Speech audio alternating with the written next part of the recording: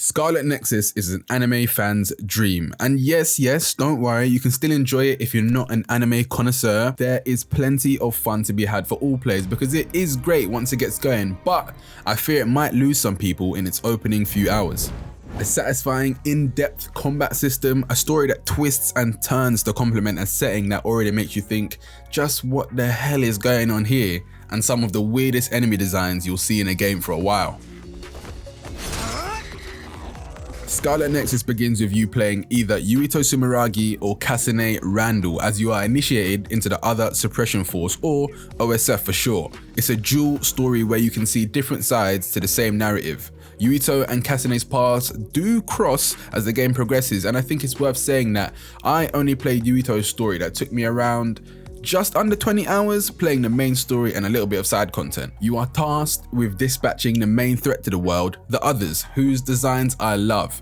One thing I did note is that they have a completely different art style to everything else, almost as if they were pulled from a different game entirely. You meet the rest of your friends who are also joining the OSF and are grouped together into a platoon. It's a weird bunch of teammates, that's for sure. The majority of people have powers in this world and they do a great job explaining why. My power is clairvoyance. Nice to meet you. Yuito and Kasane are wielders of psychokinesis, and your teammates have things like invisibility, fire conjuring, and air manipulation. On your first mission, things take a turn for the worst, and the twists and turns begin here.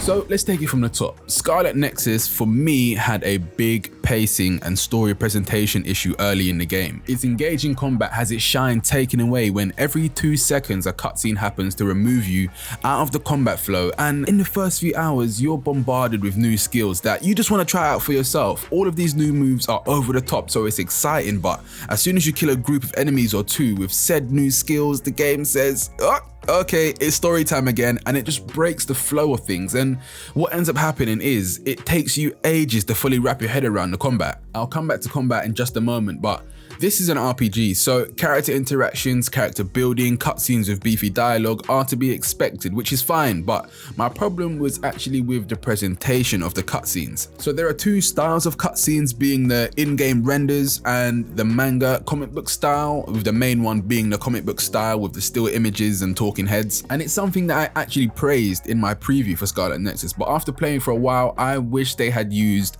the in-game rendered cutscenes, mainly because going from a high energy combat situation straight into a slideshow really stops the game dead in its tracks, and it affects the pace so much. There's no dialogue options for you to choose from when you're in these cutscenes, so what I found myself doing was just putting the controller down and listening, because don't get me wrong, there is a lot of interesting things that happen in the story that I do want to know about, but I would also like to just play the damn game, you know? I was so eager for cutscenes to end so I can get back into playing. Thankfully, the frequency of cutscenes does reduce later in the game and the story gets pretty hype. Many twists and revelations to look forward to, but I just hope people are still playing until that moment. It makes you want to go back and play through again as Kasane if you first played as Yuito like me, just to see everything from her perspective. I just wish they used the slideshow cutscenes way more sparingly. The combat in Scarlet Nexus is something that starts off pretty clunky. You're a new recruit, so your skills and abilities are pretty limited to begin with, but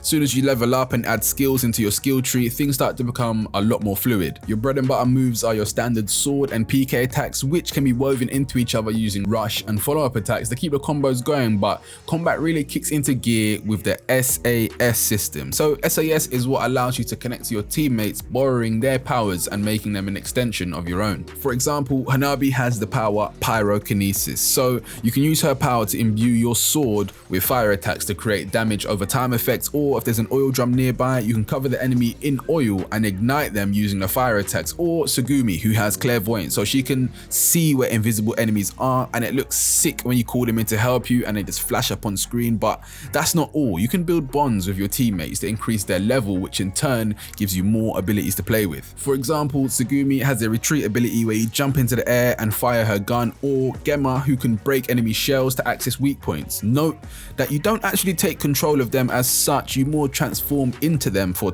a second or two. In some areas, a variety of enemies will spawn who can only be defeated using certain SAS abilities. It gets pretty hectic having to manage all of these abilities, but it's a welcome challenge. You level your teammates up by completing bond missions, which go back to the RPG side of the game. You learn about their interests and you can give them presents to raise their level. For example, you might learn that Tsugumi loves flowers, so if you give her flowers as a present, it boosts her level more than a standard present would. Most of the Bond episodes are the slideshow cutscenes, but later on you actually do get to go out on missions with them, which was a pleasant surprise. I will say there is a whole lot of quick time events while fighting. There is certain environmental pieces that can be picked up that trigger quick time events, and you would think it gets boring, but for me, I loved using them, and you'll come across loads of different ones. My favorite one I picked up was almost like a surfboard that you can ride around and do damage with. Another QTE is the crush attack that is used as a finisher, which after a long fight gives you such a hero moment. Or another layer to the SAS system where sometimes your teammates will call out and they can do a special move. The combat for me is what carried the game. It's stylish and flashy, complex but not confusing, and when you manage to combo with all of the tricks up your sleeve, it makes you feel like such a badass. And there's more to it, but this video would end up being 20 minutes long. There is customization in Scarlet Nexus, mods for you and your teammates to raise certain attributes like health and attack. There is outfit options, but I'll tell you something for free, the menus are not my cup of tea at all. Like the shop, for example, you can't even see what the item looks like until you buy it. This is the outfit items I'm speaking about. There's no previews. A lot of the user interface, apart from the HUD in combat, could have used some work, and don't get me started on the loot. There's a moment early in the game where I had to ask myself, what am I even picking up here? I'm picking up all of these items, but what even are these? It tells you what it is, but I feel like it would have taken little effort for them to just add what it was in game, like a model. Picking up a health potion, for example, just make it a health potion. Everything looks the same when you pick it up. Health, materials, presents, and it's not for hours, you know what to do with them. Visually, Scarlet Nexus looks fantastic. The style they've chosen suits the theme of the game well. This isn't your groundbreaking hyper-realistic graphics that you've seen frequently, but it's hyper-stylized, and with all of the particles and effects going on screen, it ran very, very well on my PS5. Also, it's got adaptive triggers on PS5, so it gives the triggers a little bit more tension when you're throwing objects.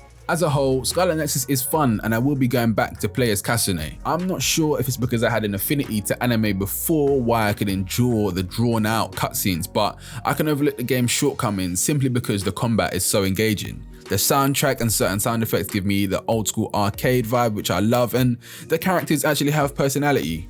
I'm gonna give Scarlet Nexus a strong 3 out of 5. It's not for everyone, but I know for a select few, it's gonna be a favorite. Leave it to me!